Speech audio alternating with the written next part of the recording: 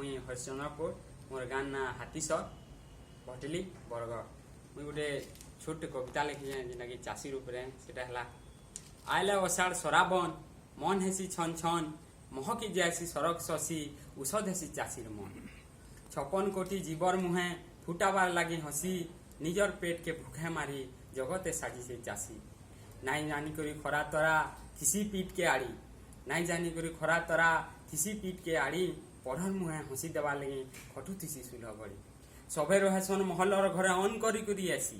सबे रहेसन महलर घरे अन करी करी आसी हेले छिटका कुदिया भंगा घरे रहेसी बिचरा चाषी सबु दुख के सही करी चाषी करुथुसी चाष काम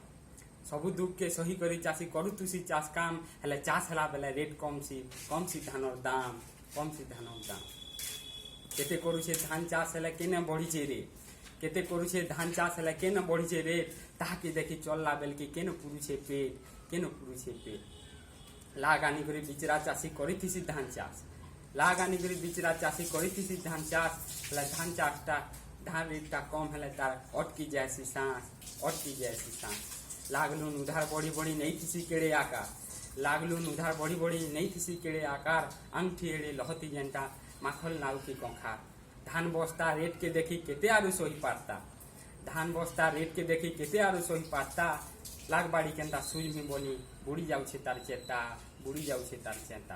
केंता कर्मी बोली चाषी के आनी जाउछे जर केंता कर्मी बोली चाषी के आनी जाउछे जर नहीं पाएबार किसी रास्ता शेष के पिउछे जहर एंता सोचोड लुकु विधाता केते